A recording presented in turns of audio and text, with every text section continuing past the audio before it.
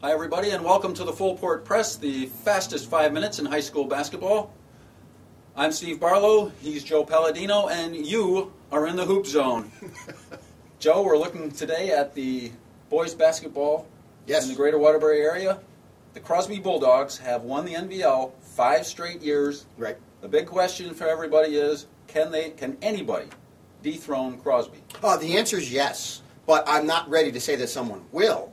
But there are teams out there that are good enough to do it. And we asked Crosby a little bit about that today at the City Jamboree. Actually, it was played on Saturday.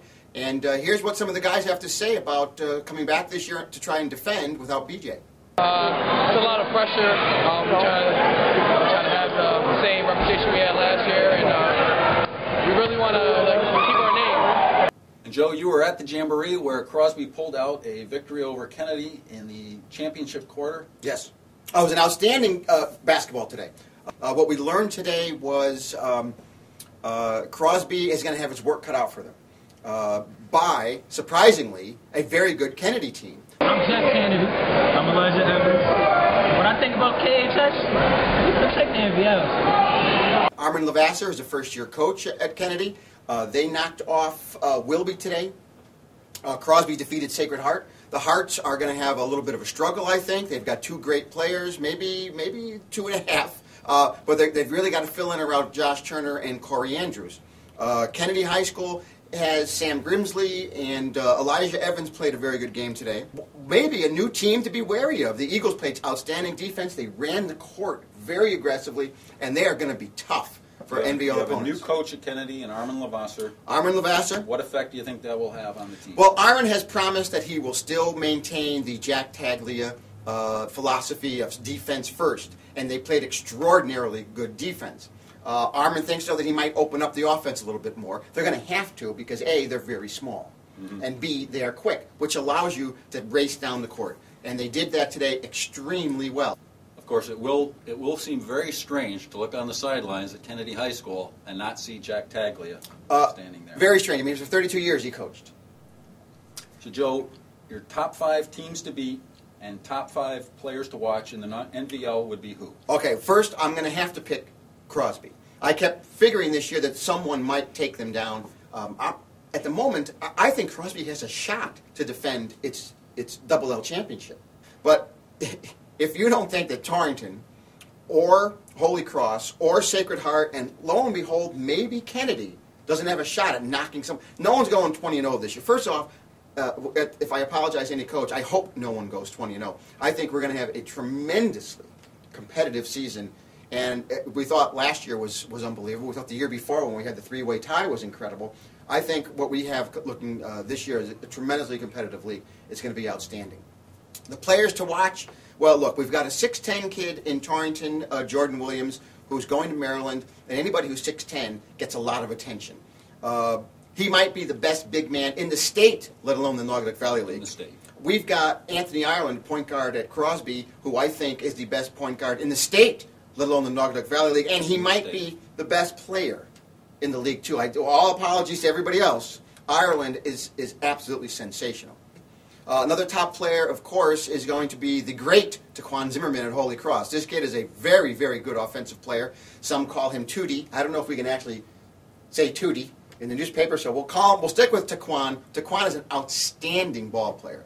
Josh Turner at Sacred Heart is one of the best big men in the league. He told us today that he's not necessarily going to be playing the point, as it was told to us early in the season, but Josh is going to be handling the ball quite a bit. And we also get rolling with the Berkshire League this season. Should be a much different story in the Berkshire League this year than it's been in the past because, of course, Gilbert and Litchfield have dominated that league for several years now. Probably not this season. They've both lost quite a bit. 2 teams to watch there. Above all else, Lewis Mills and Terryville. And up in Terryville, which we know is a basketball-crazy town, they're nuts. They are hopping up and down about the Kangaroos this year. Last year, the Kangaroos had 12 dunks, which is unheard of for a Berkshire League team, I think. Earlier this week, I went up and talked with Coach Mark Fowler about the team and with Mike Garrow and Jason Pranulis. and ask them about what it's like playing in Terryville, where basketball is king, and what the keys to the season will be for them. I think the league has changed in its dynamic in the fact that there's a lot of very good teams that are going to be competitive for the league title this year. I think if you look at the league from top to bottom, I think anybody can beat anybody any given night this year. And we're going to have a good offensive team with me and Mike, but we're going to have to get better at defense, and we're going to have to hustle down the court a lot more. They're very high. I mean, every game we had a bunch of fans, probably most in the league, and we're expected to win every game, so that's what we go out and do. So, Steve, who are the top 5 Berkshire League teams to watch and players? I would say that the teams to watch are Lewis Mills, Terryville, Northwestern, Wamogo, and let's say Litchfield. As far as players to watch, you have Mike Garrow at Terryville. You have Tom Ponte, an all-state player at Lewis Mills. Good player. Zach Tuzo at Gilbert. Chris Laudati at Northwestern, who could be probably the best all-around player in the league. He's a shooter. And the last one I'd pick would be Mike Odenwalder. He was a freshman sensation last year at Wamogo. He's a sophomore, and he's going to be even better than he was last year. What are the big games that we have coming I've got my notes right here. You have it right there. I do.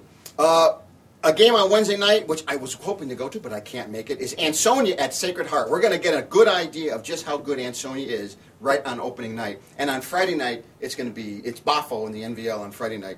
We've got Sacred Heart at Wilby, which will be a good game, and a rematch of the City Jamboree final, Kennedy at Crosby. Let's see what the Bulldogs can do. This one counts. They all count. It should be an excellent game. And anything good coming up in the Berkshire League this week, Steve? Oh, I got the notes right here. You have. Well, I can't read my hand. Big one! Terryville at Gilbert on Tuesday. And Saturday, Northwestern at Wamogo. Again, 2 of the teams that our man, Mr. Barlow, believes are 2 of the title contenders. They will meet on Saturday. And that will do it for this edition of the Full Court Press. Remember, for the best high school sports coverage in the state, read the pages of the Republican American every day. And here at the Hoop Zone, you can get scores, stats, standings, stories, and much, much more. Thanks for watching. We'll see you here again next Monday. It's better. You don't like my blog. Oh. You refuse to mention my blog. That's okay.